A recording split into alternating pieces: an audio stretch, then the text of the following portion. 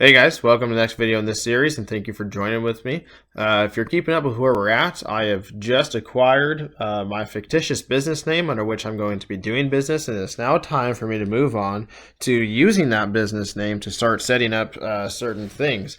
Now, I've already referenced what some of those earlier things are going to be before it is I actually start to engage in doing business, and the first of that is going to be setting up my business checking account.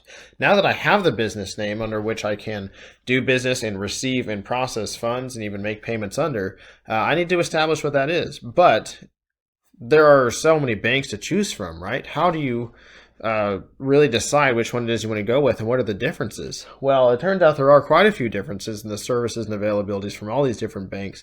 So you're going to want to look into and research and identify what it is that they offer, what services are important to you now, what services are going to be important to you in the future, and establish the relationship appropriately with the bank that's going to service you the best. So I've already made some of those preparations for myself, and we're going to go through what it is that I looked at and reviewed in order to make that determination.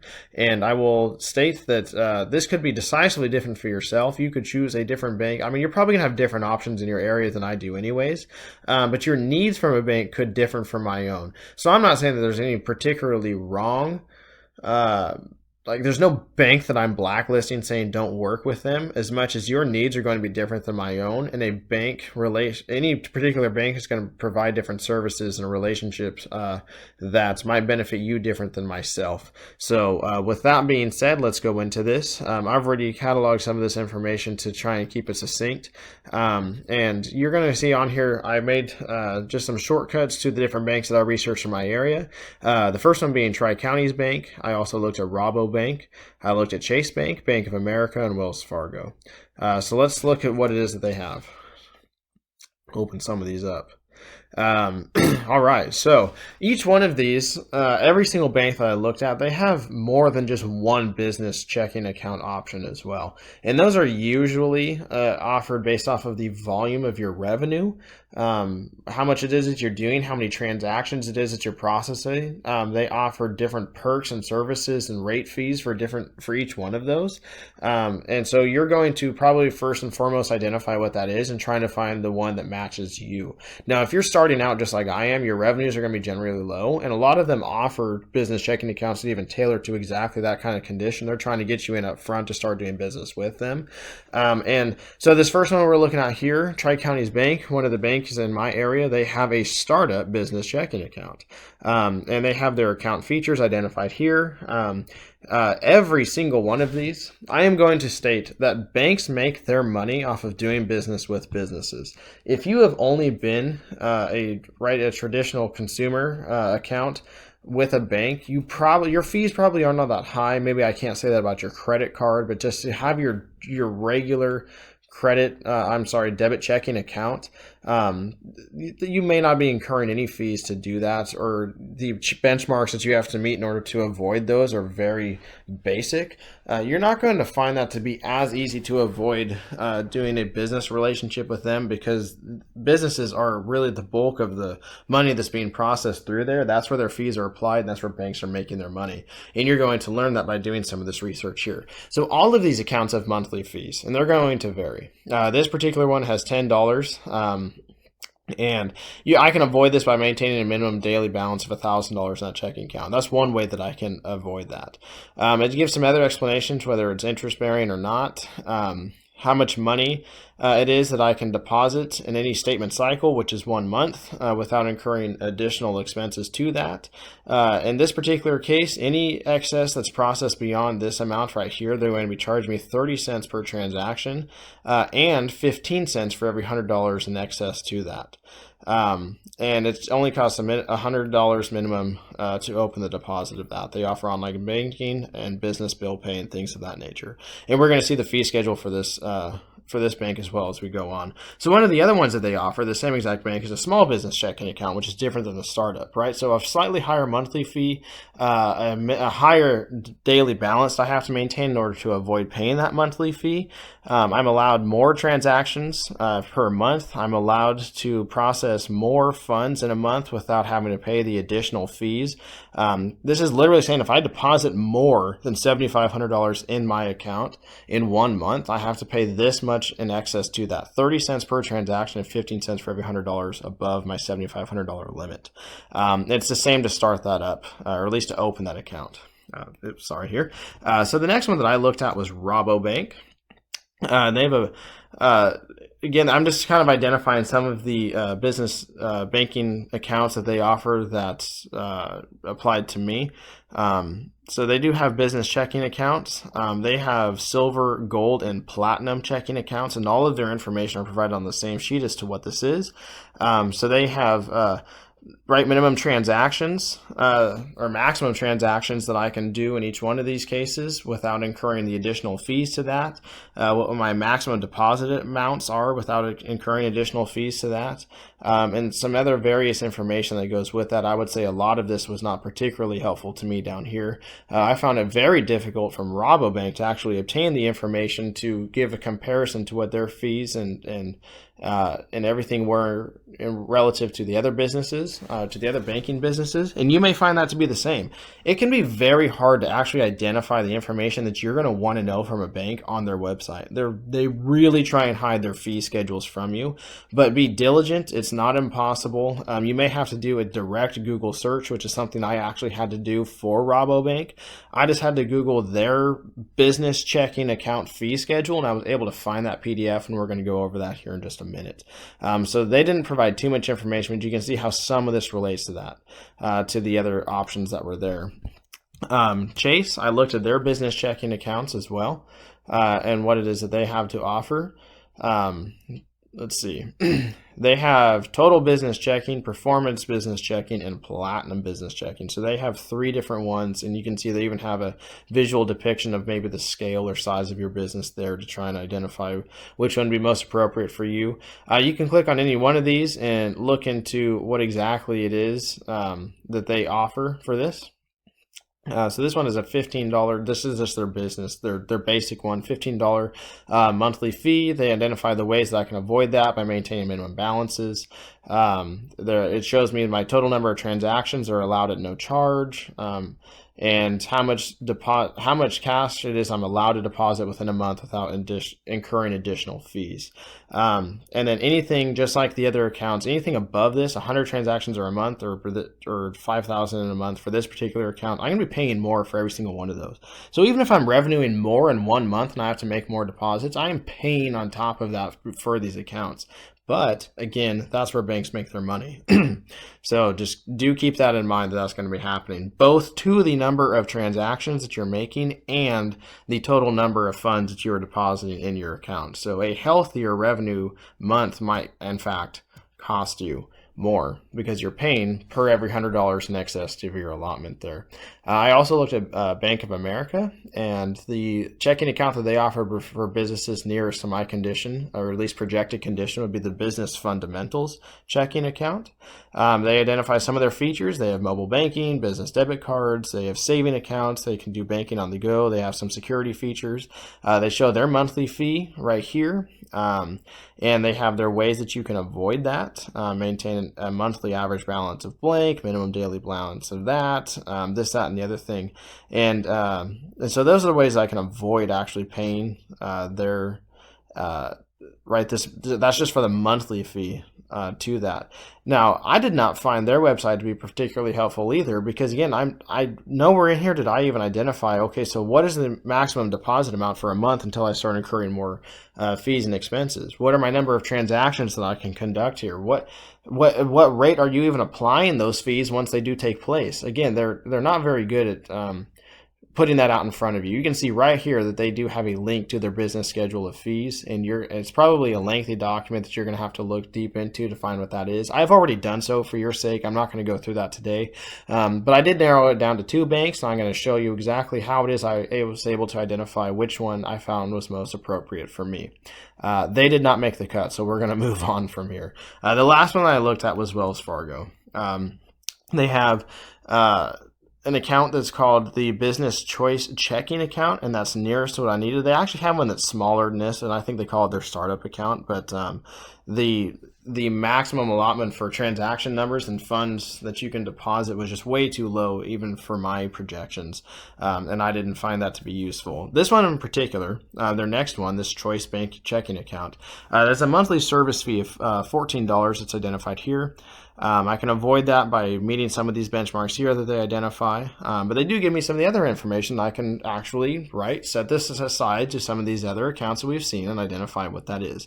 So I'm allowed, per this account, $200 transactions a month. 200 transactions a month. I'm allowed up to $7,500 in cash deposits at no additional charge. I receive text and mobile banking and things of the like. And here's some of their features. I get Card Studio. I can customize my card. I can do Account Access Manager, so I can give limited access to anybody that I identify, one of my employees, to review the account, to do some money management for me, which is useful. They have zero liability protection and mobile banking as well. So those are all good things to know. Based off of what we just saw, and if you were keeping up and making notes with any of this stuff, just for myself, I'm going to keep it brief. I narrowed it down to Wells Fargo and Rabobank. And I just kind of made this little table here of, I picked some things that were important to me to highlight and pick out as to what it is that they allow and what are the differences between the two. So the first one I came up with was the startup deposit. Wells Fargo, I can open that account for $25. Rabobank, I need $100. Since I have a $20,000 startup cost, I'm not really worried about having that much or having a hard time meeting that amount to at least open the account, and it's not that big of a deal for me. But just nonetheless, I want to know what that was. So the monthly service fee for Wells Fargo is $14. Now, again, that can be waived if I meet certain benchmarks, and that's also true with Rabobank, but assume that I don't. Rabobank's going to be charging me $20 a month just for them to service that account and for me to have it with them. So that's good to know. But I did find this interesting. So even though Rabo is a little more expensive, both in the startup and their service fee, the max cash deposit for Wells Fargo was $7,500, which is actually really good. If you remember some of the limitations of other accounts we looked at, I think one was $3,000, another one was $5,000. They're $7,500. Rabobank, I can do $10,000 with that, which meets my projections for my financial plan. If you recall what that was, just looking at for my first several months, first several years. We're going to wait for that to load, and we're going to identify what exactly my monthly deposit projections could be.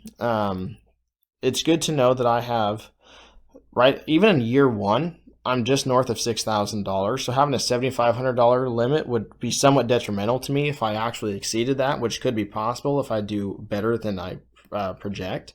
And I'm going to exceed both of those by year 2, but for the start, I would actually be transferring to a different account by years 2 and 3, but I'm going to identify that and be aware of that as I prepare to advance into those following years. The other things that I've identified between these two banks and their options are the additional deposit fees. So again, talking about this limit, this maximum limit that I can deposit without excess fee applied to it. So Wells Fargo has 30 cents per $100. And this could equate to potentially a substantial difference. Rabobank is only 20 cents per $100. So their multiplier is the same for when that takes into effect. But I guess I could say their multiplier for fee applied is less. It's much less at 20 cents versus 30. Additionally, and not only are their fees in excess to my maximum deposits lower for Rabo, and not only is my max cash deposit higher for Rabo, but my maximum transaction amount without fees being applied is again higher for Rabo. Wells Fargo has 200 transactions that I can enact without fees, and Rabo has 250. Anything in addition to that, Wells Fargo, even though they have the lower of the two maximums, they apply a 50 cents transaction fee for every addition, and Rabobank only does 40 cents for every transaction in addition to the 250 they have allotted for it.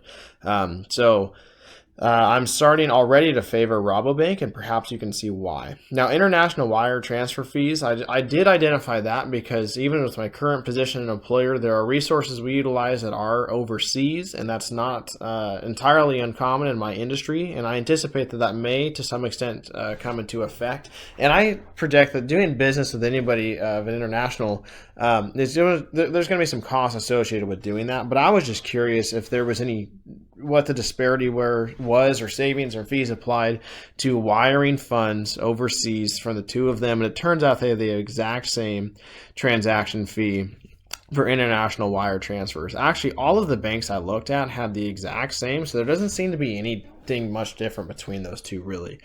So then, just personally of interest, I was curious which ones offer overdraft protection. They both do. I was able to identify that. Which ones offer mobile banking? They both do. And which ones offer ACH or payroll services? And they both do.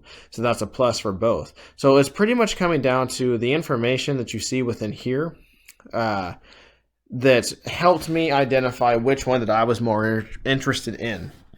I would also say that just from our community members, I have it on pretty good authority that Rabobank offers better customer service to their banking constituents, or I'm sorry, their business constituents to that bank service. So I have that to at least go off of, and that may not be true, and it may not even be true of your area, but nonetheless, that is the one thing I did take into consideration. They're a little bit more known for Rabo is versus Wells Fargo in my area for doing business banking and offering business loans and being easier to work with to establish lines of credit and things of that nature. So I'm going to put that check mark into their court. I like that they offer me the higher max cash deposit for a generally very similar in cost startup and service offered checking account to a bank. To a business. They have lower fees all around, and again, I have a higher maximum transaction allotment that would waive the fees that I do appreciate there. So where I was able to identify this, we're talking about Wells Fargo and Rabobank here. So I was able to source Wells Fargo's fee schedule. Where I think we saw that on the page. There was a link attached to it when we had that pulled up. And that's shown here. It is a PDF document. It's 40 pages long. It is quite lengthy. But nonetheless, I was able to find what it is I was looking for, and thankfully business checking accounts starts off pretty early, and I was able to look through that and look for some things. Service fees is towards the end, and I did look at that page as well. And my point with showing you this is that if you're looking for some of this information to make your own comparison as to what's going to be the best bank and benefit to you, which one that you want to establish your account with, and the relationship as well, this information is not impossible to find. You may have to dig for it, but it is well worth your time to make sure you establish and build the relationship with the right bank the first time versus incur the expense of having to close one and move to another because they have better services and lower fees and things of the like. So I was able to find a lot of this stuff in here, right? Their monthly service fees, the ways that I can accomplish not having that applied to me, transaction amounts, cash deposits, things like that. And this even shows their platinum side by side to that. So I was able to look at multiple accounts just based off of this one document. And things of that nature. Their fee schedule for most of those, what's applied and how, I believe is here more towards the end, if I'm not mistaken. So this is where I was able to find right their wire transfers for international business and stuff of that nature. And again, just do your due diligence to be able to find and source this information, because this is where they're making their money on you. And you want to make sure that you're getting the best bang for your buck. And I would take into serious consideration their services and the relationship that you can build and establish with them. So I was able to do the same. You'll notice in this folder that I've established here, I found the same for Tri-Counties Bank, and I found the same. I have... they had a separate account fee schedule. Wells Fargo did just for their choice checking account that I was able to look at. So this did help also in that evaluation. But we're going to go back to the one for Rabobank just for the purposes of what it is we looked at and talked about. So they offered a wealth of information in their schedule of fees and minimum balances. So again, they have gold, silver, and platinum business banking checking accounts that they have identified. And I was able to see what the different monthly fees and statement fees and things like that were applied to each one of those. And that's how I was able to develop this table right here to build for myself a side-by-side comparison of what it is they offer and what that would cost for me to do business with them. A lot of that information was contained down here. I know that the international wire transfer fees and with the costs associated with doing that, I was able to source within this document. And anyway, so that you can see that there's quite a bit of information you can and should take into consideration with doing this. And I just want to urge that you do the same. And I wanted to show you how it is that I went about this exact same process for myself to identify the best bank for me to engage in doing business with. So of the 1, 2, 3, 4, 5 that I researched, I narrowed it down to the 2 that interested me the most. I've even showed you the 2 that interested me the least because they had the least amount of information, that being Chase and Bank of America. Was very unhelpful websites in my opinion. Make sure I've got that right. I know Bank of America was one of them.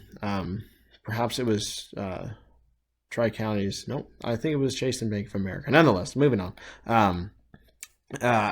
So I was able to narrow my selection based on that. I did take into consideration what their max cash deposits were, what their monthly fees were, and kind of found the some of them that conformed the best to my particular projected situations of financial needs and deposits. And then I held them side by side, and I was able to identify which one's best for me. So I'm going to personally probably going with Rabobank. That's going to be my intent, and that's what I'm going to moving on to now that I have acquired my fictitious business name. Moving on, things we also have to look forward to is an application for my contractor's license. All of the costs, right, of the fees and filings and applications for doing that, taking the test, and hopefully there's an acquisition of that, and engaging in business is coming on down the road. So again, I want to thank you for joining me in this video. I hope this was helpful to you. I hope that you learned something from it and you can follow something with it. As always, if you have any questions or comments, I encourage you to add that to the posting of this video. I will respond to those if at all possible. I do encourage your feedback and your own insights. I'm hoping that many of you out there maybe even know more about this than I do in some certain areas and aspects, and we can all just help each other. That's the purpose of my putting this channel on. I hope that you enjoyed it. Please do subscribe as always and stick around for the next video in this series. And I want to thank you again for joining me this day.